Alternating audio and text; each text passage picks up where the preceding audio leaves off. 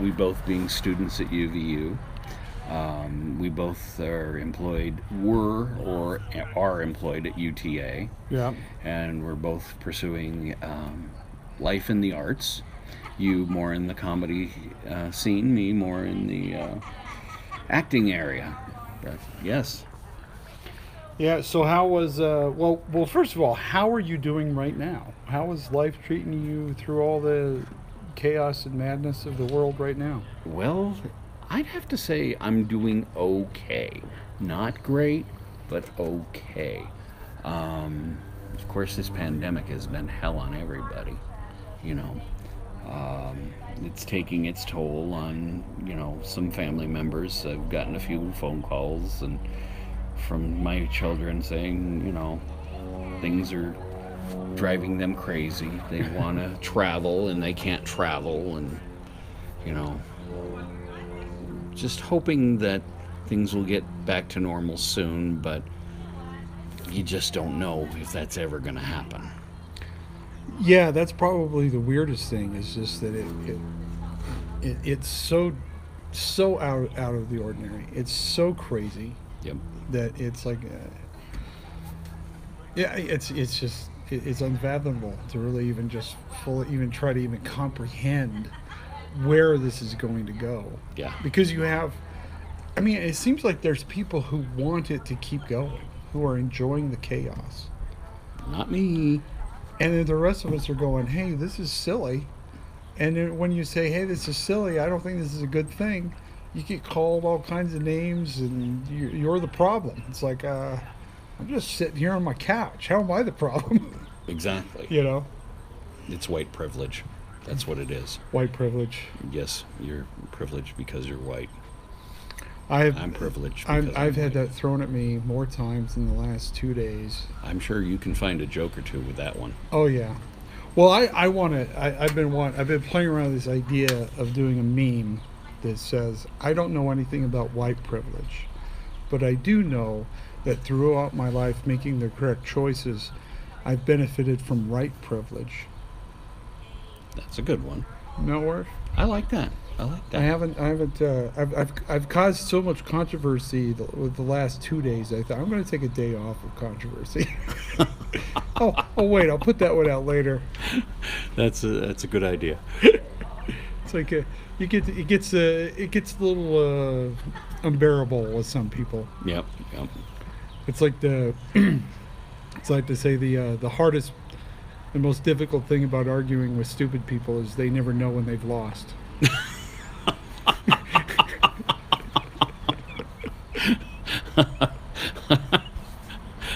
You don't know how correct that is.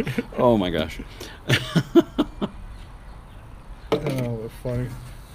So how's now? You did. I guess it was right after college. You did the Yankles. Is that right? Right. 2007.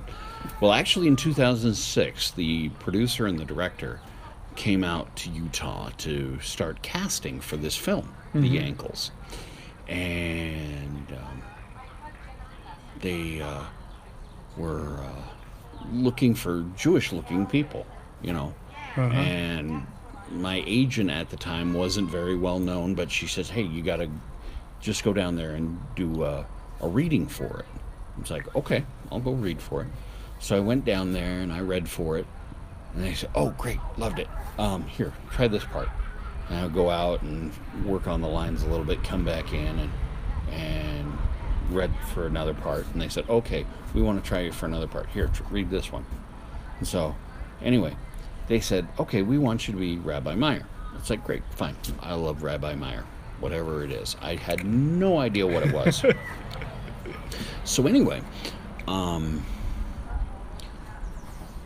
the funding did not come through for the movie, so they had to pull up roots and say they were coming back next year.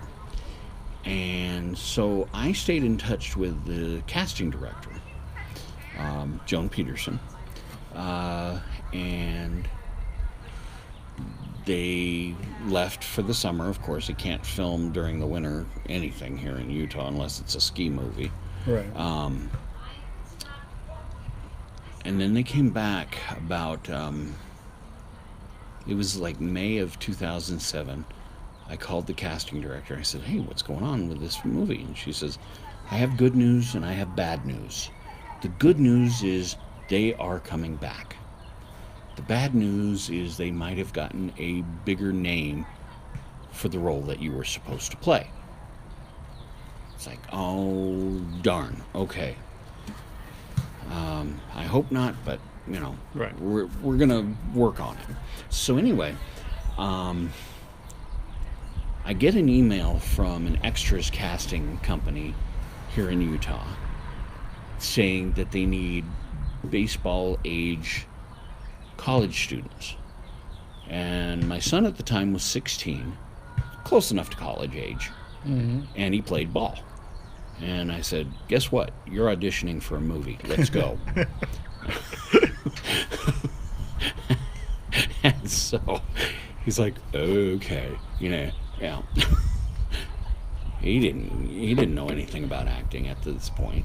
He's not pursuing that field. So we go out, and I run into the director at this where he's auditioning the ball players. He says, "Hey, how you doing?" And I said, "Oh, I'm doing great. How you been?" And it's like, "Oh yeah." He said, "You heard we might have another actor for the part we wanted you for." And I was like, "Yeah, I heard about that, but I was hoping something would work out." So anyway, my son goes in, does his audition, comes back out, and we leave. And all of a sudden I get a call from the casting director and says, "Where are you? Get back here. He wants to talk to you." It's like, okay, great. Turn around, come back. We did the audition. Oh, by the way, the funny part of this story is back in 2006 when I first went, he says, "No matter what you do, don't shave." And so in 2007 when I came back, I hadn't shaved the entire year. Oh. And my beard had gone from like a normal length to, extreme length. Yeah. And he says, "Wow, your beard's gotten great." And I said, "Look, you told me not to shave." And he's like, "What? You waited all year?" It's like, "Yeah, I did." So anyway, he has me do some lines in front of the camera, and we shook hands. We went off on pleasant terms. So anyway, I'm anxiously waiting to find out what's going on with this part because it's still up in the air to me. So anyway, I got a call back a few weeks later, got the part, went and signed the contract, and then after the contract was signed and everything was set and done, I said, "Okay, who was the big name that you wanted to bring in for this part?" And he said, "Henry Winkler." And I was like, "No way." Seriously? Because the part asked for a big, burly guy, and Henry Winkler is not a big, burly guy. No, not by any stretch of the imagination. He's quite petite compared to me. Matter of fact, I met him one time, and I tower over the top of him. Yeah, I think he's like 5'6", 5'7". Yeah, not tall at all. And it's like, well, I got bragging rights. I beat the Fawns. No, but he had, I think, another movie to do that year, and didn't have it in his schedule to where he could do this one. So, it was just a nice experience. And then, of course, we filmed the movie, and it was here in Utah, right? All filmed right here in Utah. Making all these Mormon boys look Jewish was quite the challenge for the hair and makeup and costuming people. And of course, I was constantly asking the director, what would a Jewish rabbi think about this? What would a Jewish rabbi think about that? And because I'm a little familiar with the culture, but you don't know the actual culture itself. Yeah. Unless you live it. And I would imagine you're kind of in that challenge of you you want to do justice not just to the role itself and to the character, but to the culture. You don't want to go and No. mock the culture No, because no. you're having fun with the culture, Right. but you don't want to mock the culture. No, And no. so it's I could imagine you kind of got that playing on in your head. Right. And So how did you resolve it? Well, it was, I just kept asking questions, Mhm. No, was the author, was he Jewish? Oh yeah, Okay. both the director and the producer are brothers, Dave and Zeb Brooks. They're both from back east. They both went to yeshivas. Mhm. Their dad was a rabbi. He just passed away last November, and he was a big inspiration for the film. But Dave and Zev were the main people who got the movie off the ground, and I've kept in touch with both of them ever since. Even though Nice. the movie didn't make enough money to where they could do another one, which I was hoping for because I knew I would get my role back. Mhm. The other, I'm not sure about, and the Rebbe, of course, would have gotten his role back, but could have been a new set of students at the yeshiva that started this baseball team. Mhm. So, but unfortunately, it didn't make enough money. But I have made some great friendships from this movie. You know, I'm good friends with Don Most, who was in the film Oh, from okay. Happy Days. Yeah. I stay in contact with Brian Wimmer. He was the star of the show. He played Charlie, the down and out ball player that was trying to redeem himself by doing community service to help a rabbi that teaches baseball out of a book to actually coach baseball. Sounds like fun. Oh, it was I mean, I've watched the trailer. It looked like a pretty funny movie. oh yeah, it was a great film. I mean, it won 9 film festival awards, and it had to be pretty good if it, won that many. Yeah. People loved it, but I don't think they could find a way to market it, and that was the problem. And I'm just hoping it's like a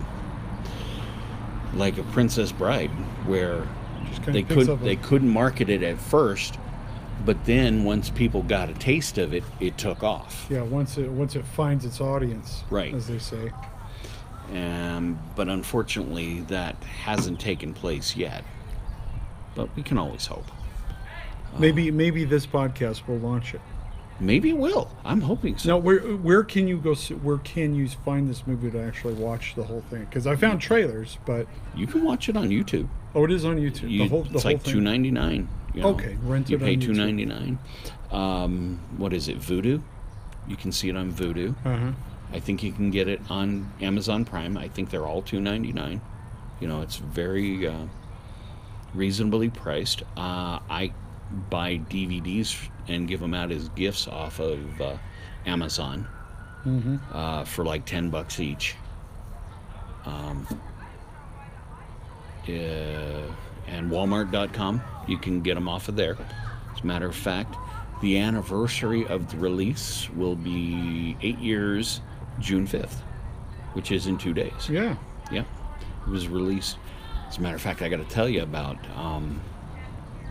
how it got its release. The Yankel's was showing at the Dallas Jewish Film Festival, and Mark Cuban was there watching films, and he actually saw it and loved it, but he didn't do anything about it.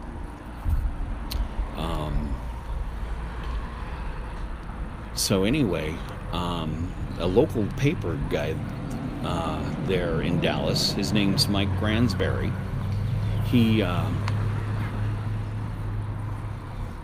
he kept in contact. He loved the film, did a big write-up in the Dallas Morning Star for it, and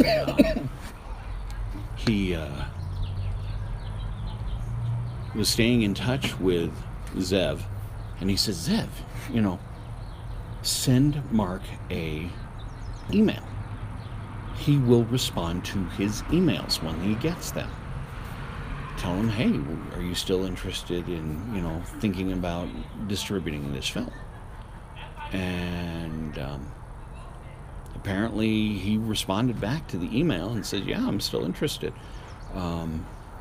And so Magnolia Pictures, which is Mark Cuban's company down there in Austin, is the one that distributed The Ankles. And it was only out for 1 week in 2 theaters in Southern California, and then went straight to DVD from there. And so, and it really didn't find any legs afterwards. I mean, it sold quite a few copies, but not enough to make a profit. Right. So that's always the hard part. Yeah. Yeah. Art's easy to make. Get people to watch. That's where the real magic happens. Yeah. It really is. Seriously. So what? So after that, so that was your big break, right? And then what else have you done with theater and acting? Well, because you have a very unique look, yeah, which is good. Actually, my agent says it's hard to book me because I've got such a unique look, and I thought maybe it was, I don't know. I'm not going to complain, but. I've done a few other commercials. I did this one commercial called Novell Filer. And what I did was they were looking for a hot dog vendor. So when I go into the audition, I was thinking, gee, what can I do that's, unique and special? And, being originally from Connecticut, I can pull off a decent accent up there. So I walked in and I said, hey, I hear you guys looking for a hot dog vendor. Got them all laughing.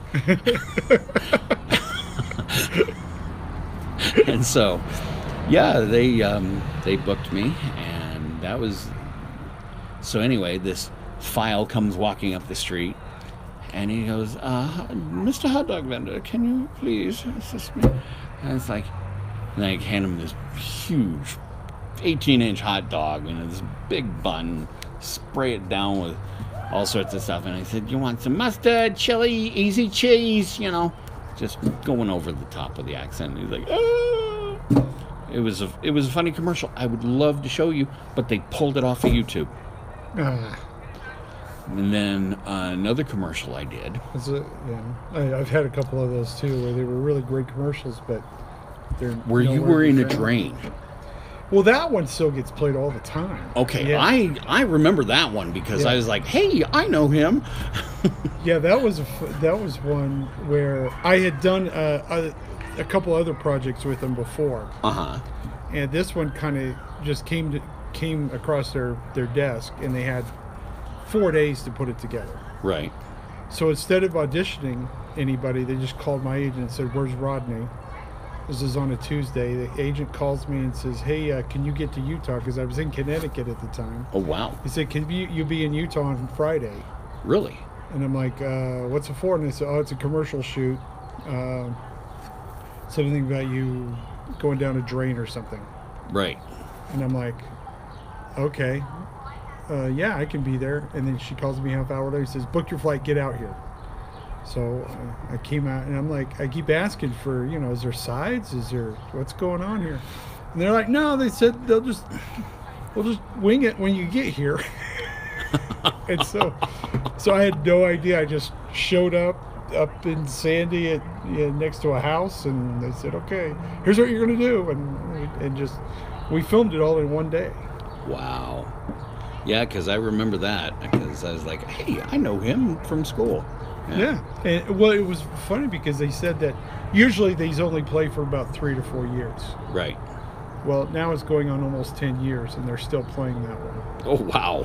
They've retired 2 others that were before mine, that they were using alternatively, and then they got mine, and then they just used mine exclusively. And then after a few years, they added a couple more new ones, but they still kept mine. So it's still in rotation every summer. Tell me you get residuals. I do not. It was Dang a one it. day. It was a 1 day buyout Dang it. because it's a PSA. Right. So yeah. Oh, trust me, the residuals would have been really nice on that one. Oh, no kidding. No kidding. So now, what else have you done? I'm sorry. I did this one commercial. There's this one place down in Springville Yeah. that exclusively films infomercials. Really? Yeah, and it's right off the highway there. Like and ShamWow, that kind of stuff. stuff like that. Yeah. Yeah. But this was a board game called No Freaking Way. And so anyway, what the game is based on is you pull a card and it says, would you dress up in a uniform and go door to door selling cookies? And like it's like a truth or dare. Right. And everybody holds out a chip, and in the chip it has a denomination amount, like $1, $10, $100, $1,000, 10,000, 20,000, a million, or no freaking way. And whoever guesses what you would do wins that round. But anyway, mine was, would you dress up in a Girl Scout? Well, it was supposed to be a Girl Scout uniform, but they had to put a girl's uniform and go sell cookies. So anyway, it was 2 days shooting for me, one playing the game and the other one going out and filming me in what looked like a Girl Scout uniform. And that was my second best paying job right there. And that was fun. Made some good money on that one. Oh, that's cool. Yeah. That's cool. So did it play a lot of places or run for a while? I only saw it on the internet. I never saw it on television. I never saw it on any other medium. Uh-huh. Just found it on the internet one day. That's pretty cool, though. Yeah. So what do you have a strategy for auditioning? I would love to have my sides at least 48 hours ahead of time. Oh, you're so optimistic. I know. Because then I can play with the character, go a few different directions with the character. But when you're giving them less than 24 hours ahead of time and say, okay, it's time to film yourself and do a great job, that can be a pain. What can you do? I mean, you're given 6 to 8 hours to come up with a character when you're with only 5 or 6 lines, and it's like you're trying to find it from just a small amount and not reading the entire script, and it's like it's difficult. But yeah, that's why I would like a little extra time, but that's not always possible. It's never possible. Well, it's weird because a lot of these auditions, half the time, as soon as you just show up, before you even say a word, they've in their mind they've already decided if you're even close to what they're looking for. And so I've walked into an audition one time. Walked in before I said a word. The lady looks at me and goes, "No, this ain't going to work, sir." I'm like, "What? Your ears are off. We need somebody who looks more symmetrical." All right, I said, "Okay, but thank you very much. You're a beautiful human. Please don't misunderstand what I'm trying to say, but you're just not right for this part." Oh man! And I was like, "Okay, that's fun." All right. I mean, I did no slating, nothing. Just immediately, nope, you're not right. Just go.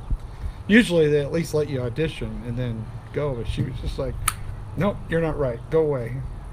Wow.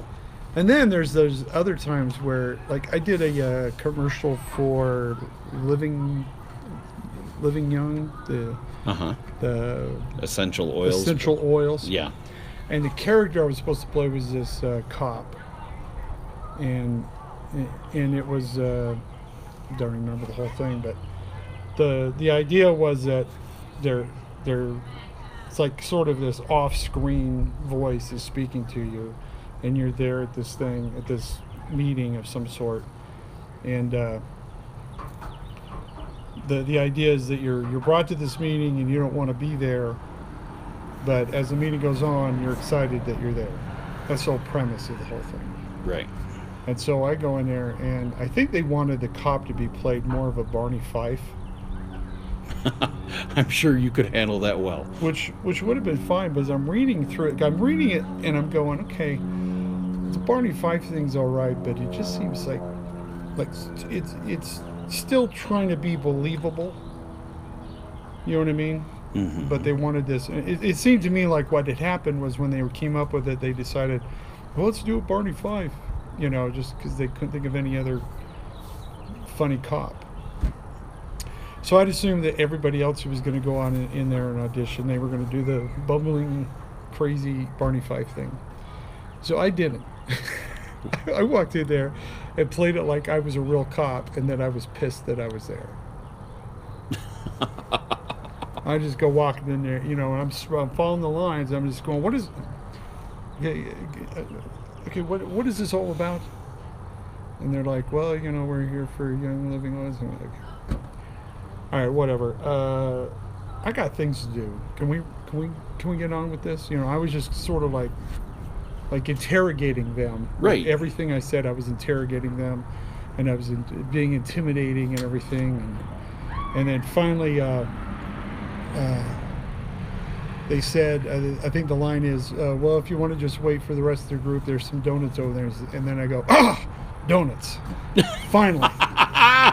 And that was the whole thing. And it was funny. They made me do it 3 times, which, when you do an audition, if they have you do it multiple times, it's because they're really interested. They're looking, yeah. They're like, okay, can you do it this way? Do it this way. And they have you do weird stuff just to see if you'll take direction. Right.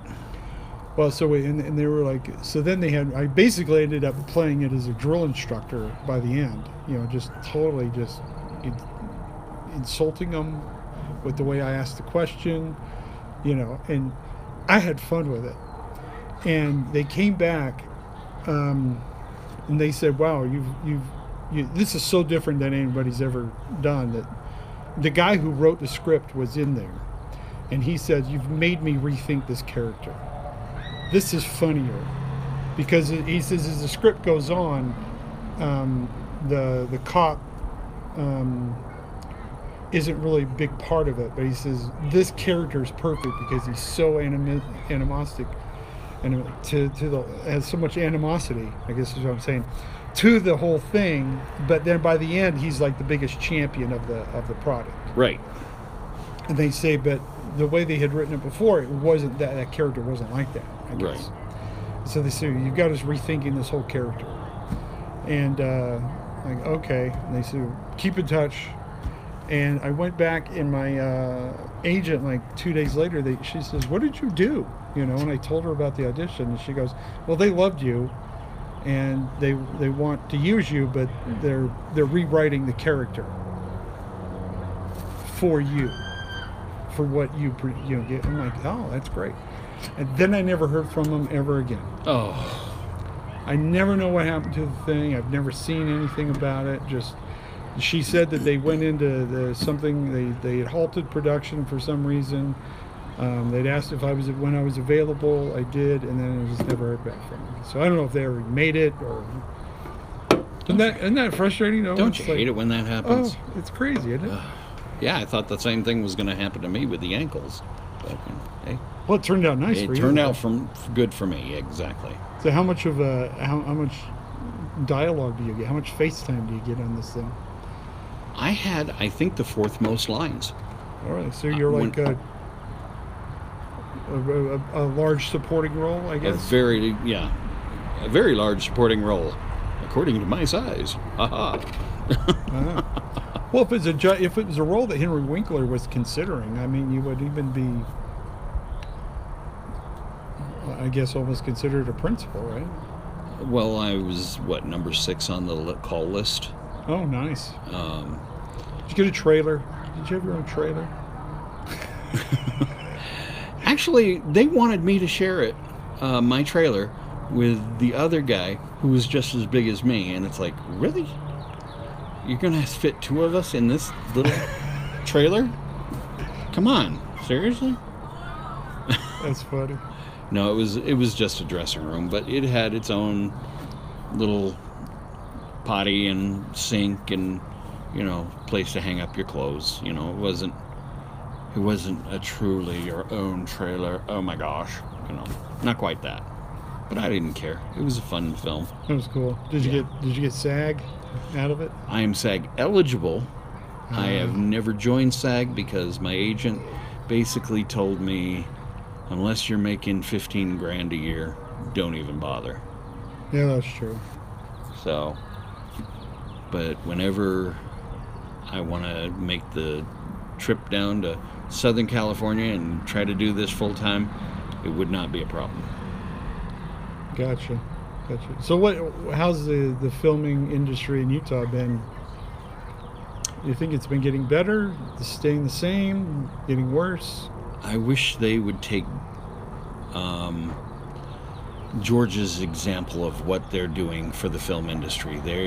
Georgia is like dumping billions of dollars into the industry to get people, to get productions and films there, and there's money going into the industry here, but not a fraction of the money here in Utah.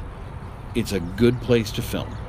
You've got local talent that's incredible. Oh, that's for sure. I mean, as a matter of fact, the one of the producers on The Ankles was selling Utah to Dave and Zev because they didn't believe. It's like, what's in Utah? There's nobody in Utah. It's like, oh yeah, there's talented people in Utah. There's people who can do crew. There's people who can do lights. There's people who can do costumes, makeup. Everybody's there. It's just, you don't pay a fraction. They couldn't do it in LA because their budget would go from $2 million to $10 million there in LA. Yeah. They couldn't afford to do it there. And so when they got here, they were pleasantly surprised at the incredible talent that's here in Utah. So, and, I've seen a few other films, but not what I saw in Georgia when I lived there. And, of course, nothing like Southern California. Yeah. But, I wish we could film more here. I wish they would push more to put more incentives into the system. But what can you do? Utah is. It's frustrating dealing with Utah because it's supposed to be the most Republican state. It's supposed to be low on taxes and pro-business. But when it really comes down to it, and it gets down to the brass tacks, they're horrible. Utah is successful with business in spite of the government. The tax system here is wonky. It makes very little sense. and yeah, you would think that things that would like the film industry that could bring in a lot of money, and not just the initial making the film, but putting Utah on the map as a destination to come and visit because movie tourism is big. Yep. It used to be, back when they were filming all the westerns down in Kanab and Moab, there were several ranches that were just making films. And for years after, through the 50s and 60s, those places were major tourist destinations because of all the films that had been done there. Yep. There was still people wanted to go be there and experience it. And why Utah didn't figure that out and didn't learn that. There's still people who come here to go look at sites that were on Dumb and Dumber. You know what I mean? And so that part of it, plus I think just showing off Utah and how beautiful it is here. Yeah. And what's going on here. It's really it's a great way to just spark interest in the state. Right. And why Utah doesn't pick up on that drives me nuts, because they're afraid that somebody's going to make money. It's weird. Oh well. Yeah. I mean, what can you do? Yeah. And even, I mean, especially with the what we get from Sundance and all the various film festivals, we could piggyback on that. I mean, they're already coming here. They're already seeing it. Why not, give some tax breaks to places to build some bigger studios and do bigger projects? Well, they have that one huge studio up in Park City. Mm-hmm. They use it a little bit, but it mostly just sits there from what I've seen. Yeah. It's a beautiful place to go. It's got. I mean, have you been to the Park City No, studio? I haven't. No, I haven't. Okay, when you go up through Provo Canyon up to Heber, and Mm-hmm. you're heading up north to Park City, it's what is that one town? It's an exit off of that road, and it's over there on the left-hand side. Camas? Yeah, Camas, that's it. You get off that exit, and it's on the left-hand side, and it's right there. I mean, it's a beautiful facility.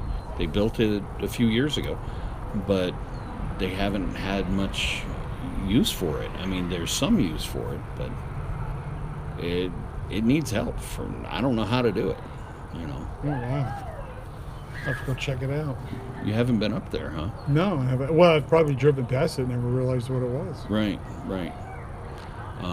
Yeah, just as you're going into Park City, it's right there on the right off the highway. So, matter of fact, I go up there. I mean, there was a few meetings up there. I met.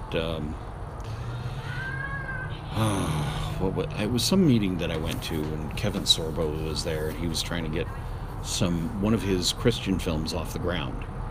I don't know if he did or not, but I got a picture of him. I did not get to talk to him there, but he likes to. I think he lives up there.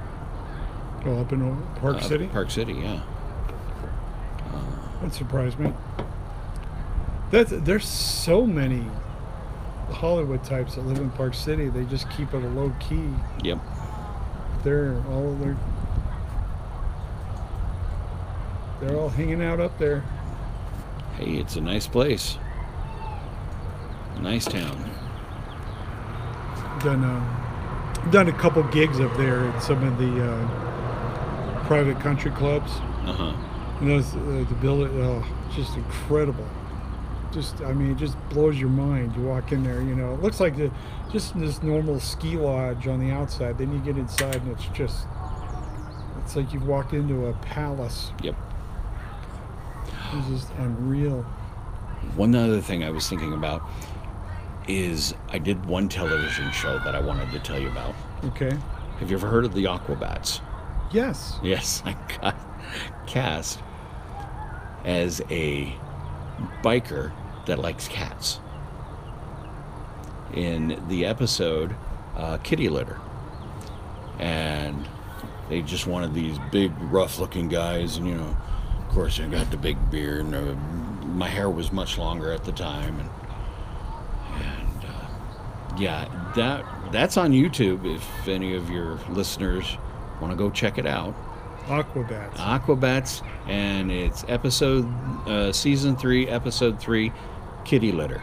It's basically where this cat has revenge against the Aquabats and makes this huge, giant robot cat. And he's kidnapping all the cats in town, and you putting them all over the robot so that nobody can shoot at the robot because they might hurt the kitties.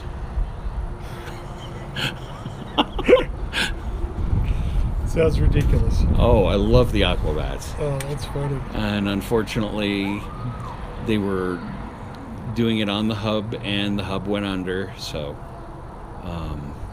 They filmed that in Utah? they filmed most of the Aquabat series in Utah. So, and that wasn't a huge production. I didn't get paid much for it, but I did it more for the pride you know, because it was Right, so. just I mean, to it's get to do just it, to yeah. see yourself doing something that silly and over the top, you know, makes Oh, me yeah. laugh. It was worth it. Yeah. So have you got anything big coming up anytime soon, or? I just auditioned for a commercial for ED. Oh, fun. I don't know if I've got it or not. My agent hasn't told me, but I did get a call back. That's good. But now the problem with these callbacks is you have to film yourself. You don't interact with anybody, and you Yeah. don't know, and you can't feel if the director or the producers like what you're doing or not, and you know you can actually feel it from them When you're there. when you're there. But when you can't interact and you're filming it on your phone, you have no interaction, so you don't know if you're doing something right, you're doing something wrong. It's frustrating. It's frustrating. Yeah, I've noticed that more and more auditions are going that route, though. Right. Which is, I mean, you know, it has the setbacks, like you're saying. You don't have that instant reaction, but at the same time, now you can audition for stuff in New York, Atlanta, and Chicago, LA, all at the same time. You know, on Right. the same day. You sit down and just start pumping them out. And there's an agency in New York that I've been chatting with, and it seems like they've said that almost like 99% of all their auditions are videotaped.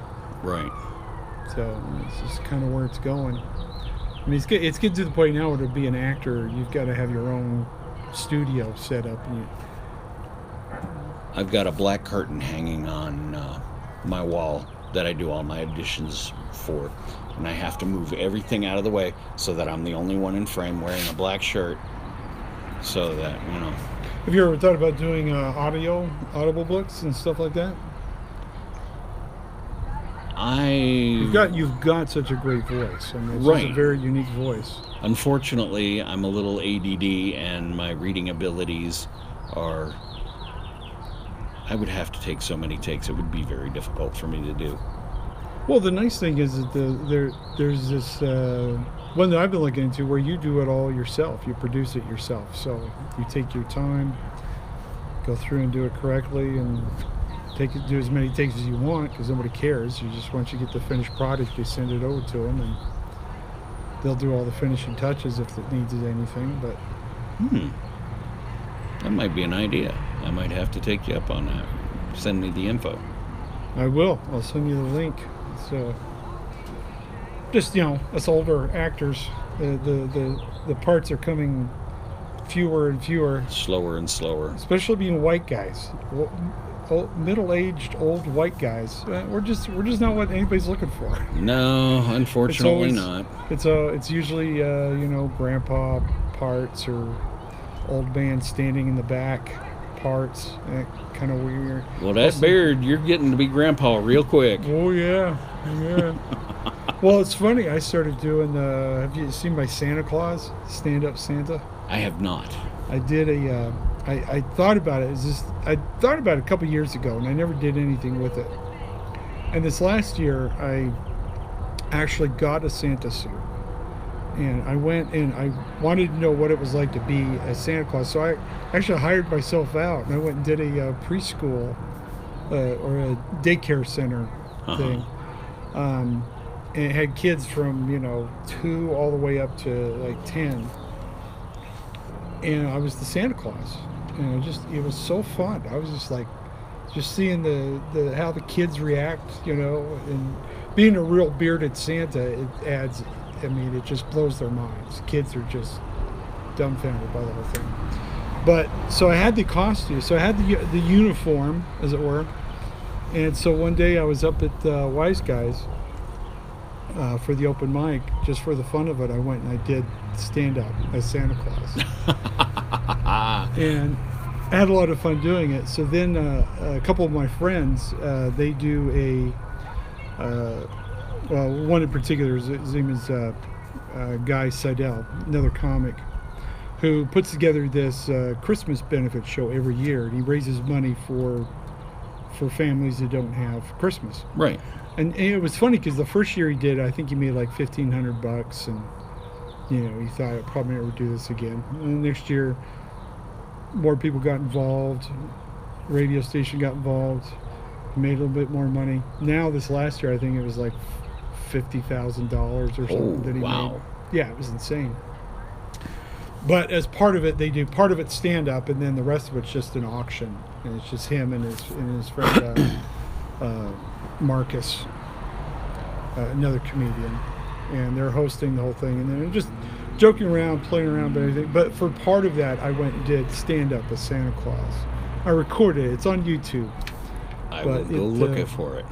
It was pretty fun. I've been playing around with the idea of reviving it and actually doing Santa Claus during the year. So Santa Claus goes out and gives like a review of what's going on for the next Christmas. And oh, please tell me during the summer you do a hot, sexy shirt and shorts, because that would be funny as heck. Yeah, that is kind of where I'm going. I'm putting together Santa in the summertime suit. But doing a basically where he's talking about what Christmas is going to be like this year. Uh-huh. And usually it was just going to be a standard thing, but with the craziness of this year, I think it's going to be a lot of fun. Where it's just, I'm still working on the whole thing, but I think I love the concept. I think that's one thing I'm finding, is that instead of waiting to find other roles that people want me to do, waiting for somebody else to just all of a sudden imagine something that I could actually be in, I just started doing my own stuff. Write just your doing own my own material. Characters and excuse me. Have you done anything like that? See, you ought to do Toomey. You ought to do Toomey. You ought to record Toomey. Oh, I have recorded him. I don't think I put him online. But as a matter of fact, from the time I got him memorized, I can quote that thing to you to this very day. No, I remember when I did that. It was such a fun class. I enjoyed it. Daisy was awesome. But when I did that, you came up to me and you just had this. I remember this now. As we were talking about it, I was like, "Yes." I remember you just had this gleam. You're like, "I love that." It was like your first love at first sight. It's like, I need to do that. Yes, and I stole it from you. The idea was yours, but I have been doing it. I mean, everybody. It's a Neil Simon thing, so right? For crying out loud, so. But no, you. I remember I saw you do it later, and yeah, you killed it. It was awesome. You're doing it with the Southern. It's such a fun piece to do. Oh, I'll tell you what. I also did it not only did I do it in the very serious drill sergeant mode, I also did it as a blatantly flaming character. You know how many laughs I got from that, and how hard it is to quote those lines and try to keep a straight face from just doing it in flamer voice. Right. My name is Timmy, Sergeant Merwin J. Timmy. And people are just busting up laughing, and you're trying to be as serious as possible as this drag queen personified character. I always laugh at myself, and I can't help it. But it's such a great monologue. Loved it. That's fun. Yep. But have you done any other original characters or anything like that on your own? Have you ever done any writing or? I wrote this one show, but I dropped it.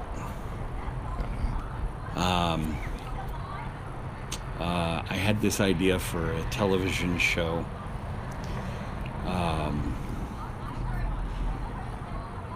That I loved the idea, I was writing it. It was a funny character. But I just didn't follow through. I wrote a bunch of pages.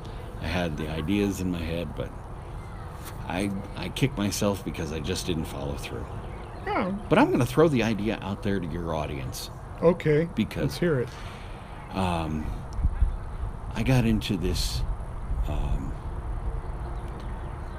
discussion on Facebook with somebody with polarly opposite ideas about politics than I do. Okay. And so we all can relate to that. Oh, so I far. think everybody can relate to that. I don't care what planet you're from, you can relate to that. So anyway, the character I was writing for myself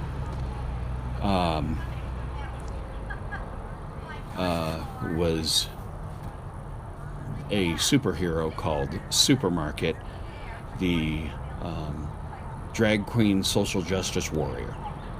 Every time somebody didn't agree with the character of Mark, he would get triggered and turn into Supermarket, drag queen social justice warrior. I love it. And his adventures were to stomp out wrong thinkers, and he would just get thrashed every time he would try to go up against somebody else. But still becomes more convicted in his ideas anyway. Exactly. Refuse to let facts get in the way. Right, exactly. Exactly. And so, yes, if anybody else wants the idea, and help me produce and direct, hey, and write, come on up. I'm willing to work. So I've always wanted. I was trying to do it a few years ago. Maybe I should start it back up, but wanted to put together a group of people in Utah that just, when we're not doing other things, when we're not working, that we're just working on each other's projects. You know what I mean? Sort of a collective where we all just put in our time and effort. We help write and produce each other's stuff to help promote each other. And if something actually takes off, then we all ride the coattails of that.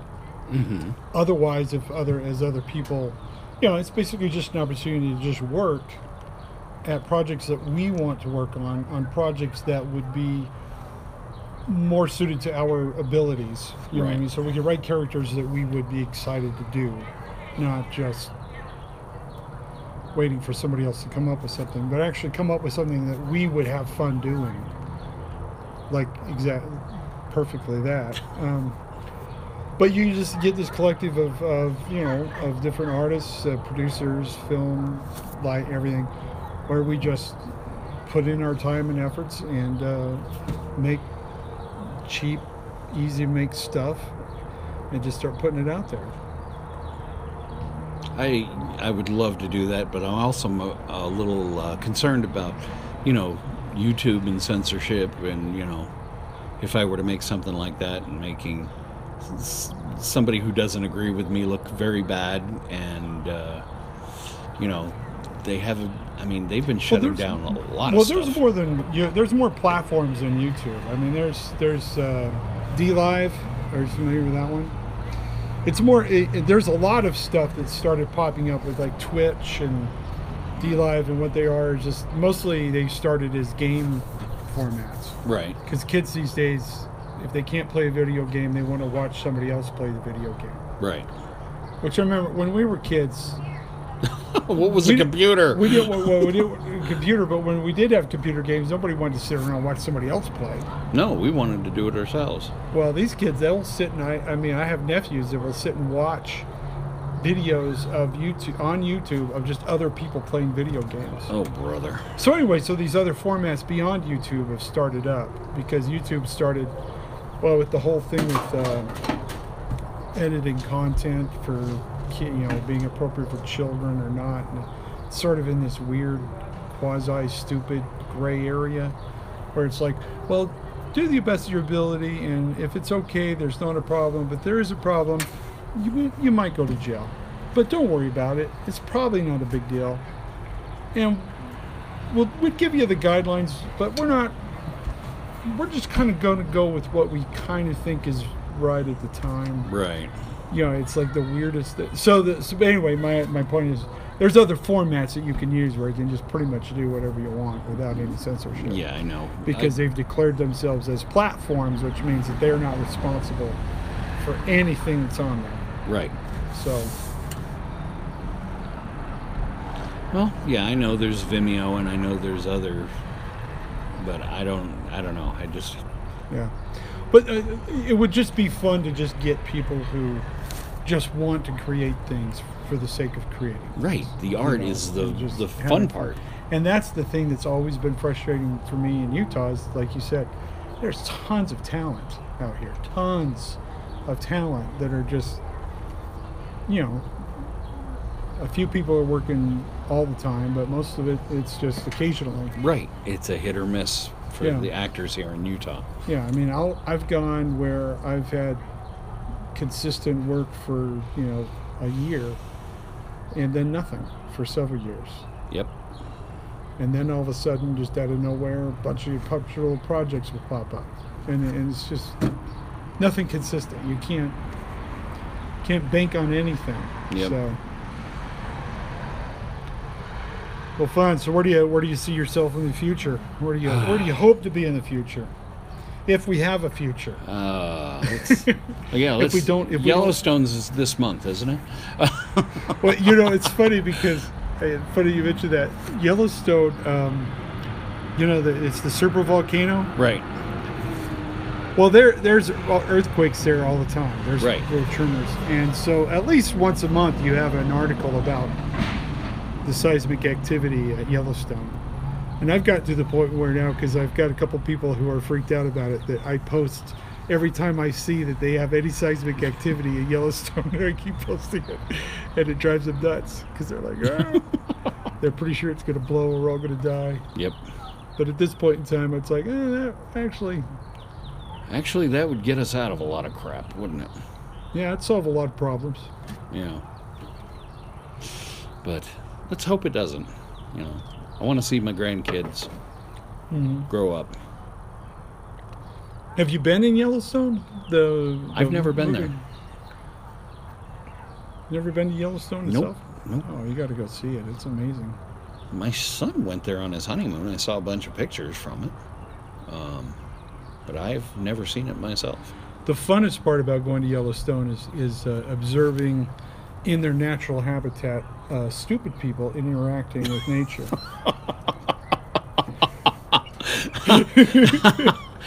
Getting a little too close to the buffaloes. Oh, it was. I was driving. I had a gig up in Montana, and as part of it, I just drove through Yellowstone. I didn't have to. It wasn't really any faster, but I just thought it'd be fun to go because I hadn't been to Yellowstone since I was a kid. Right. So I'm driving through, and I'm coming around this corner, and there's a couple cars stopped off the side of the road, and then one who stopped right in the middle of the road. Right. And so as I'm pulling up onto it, I'm looking, and it is a mama bear and 4 cubs walking across the road. Oh, wow. And I was like, this is awesome. So I'm sitting there just watching, staying in my car, watching, and as this mama bear just kind of stops in the middle of the road, all these people get out of their cars and start running over there taking pictures. Oh. And I'm just like, oh, good Lord, you people. I'm sitting there just going, these people. And, they're doing all this thing. They're like holding up their babies. They're trying to get where they can hold their baby up close. Trying to get as close to the bear as they can. And I was just like, absolutely the most ferocious beast in all of North America is a mama bear with her cubs. You never met my ex-wife. That's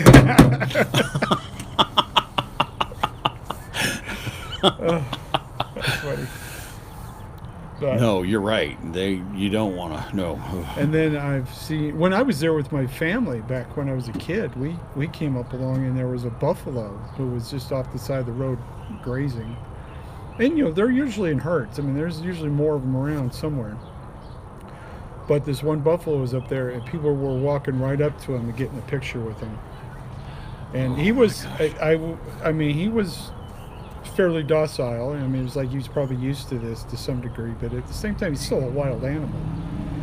And that's what my dad started pointing out. Oh, this is what stupid looks like. Yeah. No, I've seen so many videos of people getting a little too close to buffaloes and getting thrown 15, 20 feet in the air. Yeah, and that's with just a shrug. I mean, that's not even rearing up and coming at you. That's just... Exactly. They just throw you like a little rag doll. Incredible. But Incredible. Like I said, that's... Yeah, there's a friend of mine who does this routine, his comedy act. He says the biggest problem that we have in the world today is it seems like people are crazier and crazier. He says the problem that we have is that we've gotten so good at saving people's lives that a lot of stupid people that should have died years ago keep breeding.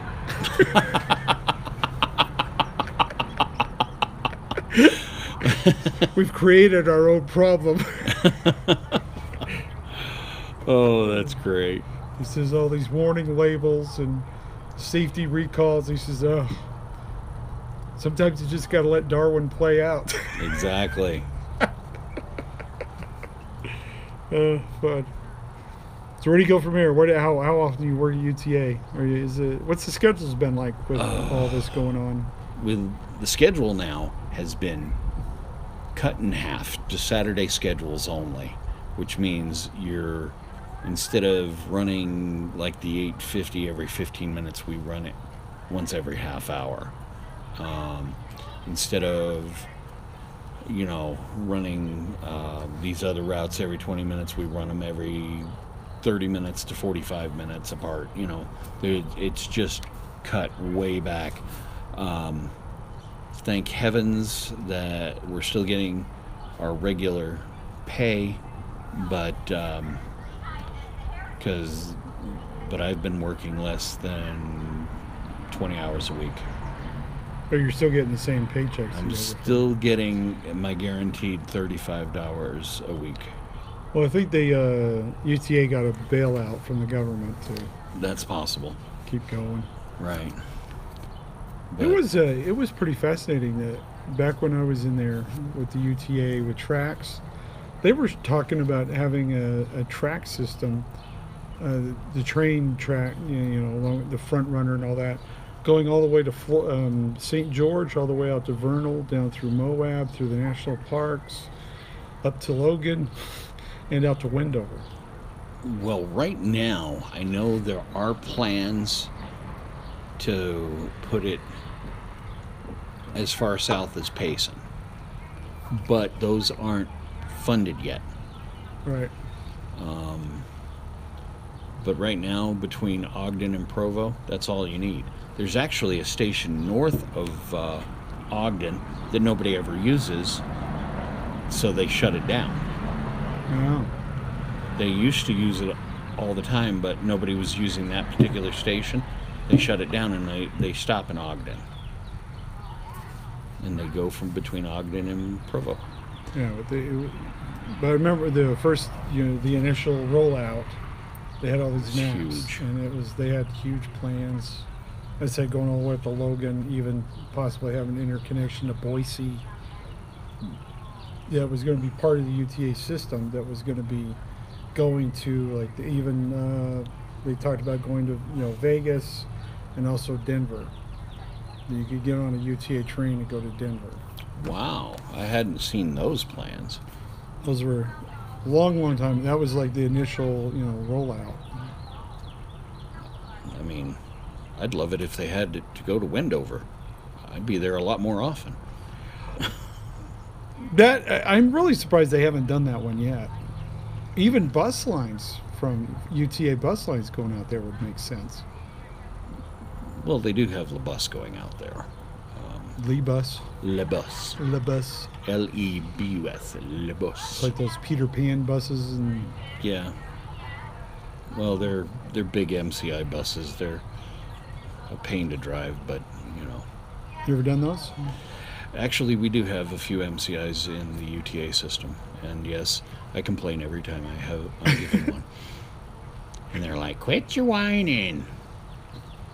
It's like, why not? I'll bring cheese the next time I whine. There you go. So where do you go from here? What's your big picture? Continue to work with my agent to try to get jobs, and keep working until I hit my 5-year mark and can get retirement from UTA. 5 year? Yeah, I've gotten 2 of them out of the way. I just got to get 3 more out of the way. Ah, Then I can start collecting a pension. after 5 years? Yeah, it's not much of a pension though. Oh man. It'd be tiny because it's like 2% a year. So 2% after 5 years is 10%. Yeah, it would be about a few $100 a month. But I'm getting pretty close to that mark where retirement's coming up real fast. And that $200 with my Social Security would work Oh, there you go. just fine. I'll probably be working till I'm 70. Yeah, me too. I just can't see myself retiring. Yeah, That would drive me nuts. yeah. Well, good deal, my friend. Any last parting things you want to share with the world? The only thing I want to tell the world is to be good or to be good at it, and name them after me. There we go. Well, thank you so much for joining me, my friend. Thank you. It was Well, a yeah, little buck, that Knuckles. little duck Knuckles there. There we go. I hope you enjoyed that.